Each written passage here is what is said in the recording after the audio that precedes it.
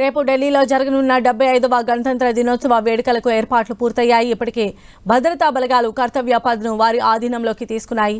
ఈ పెరేడ్ను 77,000 మంది వీక్షించేలా ఏర్పాట్లు చేసింది రక్షణ శాఖ.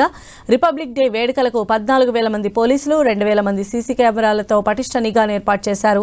కర్తవ్య పథ్ వద్ద 2,500 మంది పోలీసులు, సెంట్రల్ ఢిల్లీలో 8,000 మంది పోలీసులను మోహరించారు.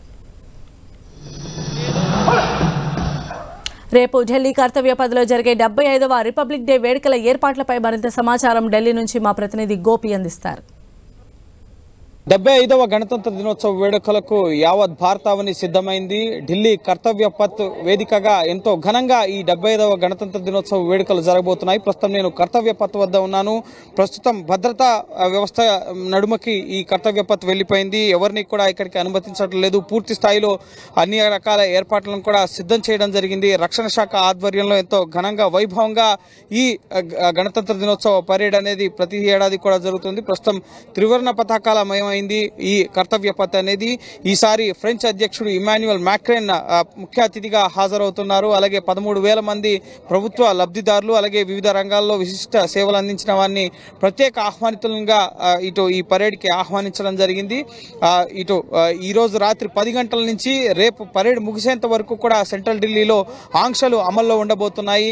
పూర్తిగా ఈ రిపబ్లిక్ డే పరేడ్ భద్రతలో భాగంగా 14,000 మంది భద్రతా సిబ్బందిని ఇందులో మోహరించడం జరిగింది.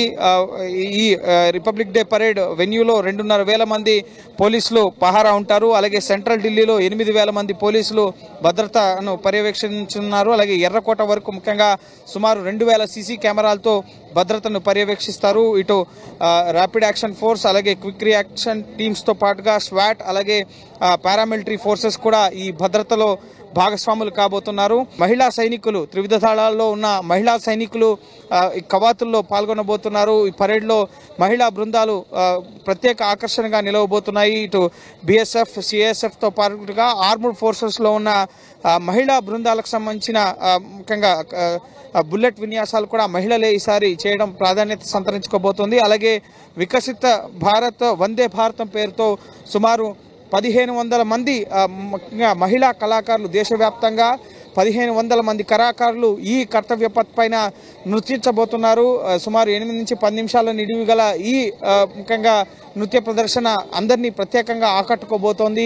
ఇందులో భాగంగానే ముఖ్యంగా శకటాల ప్రదర్శన కూడా ప్రత్యేక ఆకర్షణగా నిలవబోతోంది. ఈసారి రిపబ్లిక్ డే పరేడ్ లో భాగంగా 25 శకటాలు సందడి చేయబోతున్నాయి. 16 రాష్ట్రాలు, అలాగే 9 కేంద్ర మంత్రిత్వ శాఖకు సంబంధించిన శాఖల శకటాలు ఈ కర్తవ్య పథ్ పైన సందడి చేయబోతున్నాయి. సో ఈసారి భారత సైనిక సంపత్తితో పాటుగా మహిళలు భారత ముఖ్యంగా వికసిత భారతంలో అభివృద్ధి చెంద లక్ష్యంగా పెట్టుకున్న వికసిత్ భారత్ లక్ష్యంలో మహిళల పాత్ర ఏ విధంగా ఉంటుంది, మహిళా రిజర్వేషన్ బిల్లుని ఆమోదింపచేయడం జరిగింది ఇటీవల పార్లమెంట్ లో. సో ఆ నేపథ్యంలోనే మహిళలకు అధిక ప్రాధాన్యత కల్పిస్తూ ఈసారి రిపబ్లిక్ డే పరేడ్ వేడుకల్ని ఘనంగా నిర్వహించేందుకు రక్షణ శాఖ అయితే అన్ని రకాల ఏర్పాట్లు చేయడం జరిగింది. అలాగే భద్రతా పరంగా కూడా ఎటువంటి ముఖ్యంగా ఇబ్బందికర పరిస్థితులు తలెత్తకుండా ఉండేందుకు ముందస్తుగానే ఇటు తమ ఆధీనంలోకి సెంట్రల్ ఢిల్లీని భద్రతా దళాలు తీసుకోవడం జరిగింది. అంతర్రాష్ట్ర సరిహద్దుల వద్ద ఎప్పటికప్పుడు చెకింగ్స్ జరుగుతున్నాయి. అలాగే సెంట్రల్ ఢిల్లీలో కూడా 14,000 మంది పోలీసులు, అలాగే సుమారు 2,000కు పైగా సీసీ కెమెరాలతో ఎప్పటికప్పుడు ఇటు ఫేస్ రికగ్నిషన్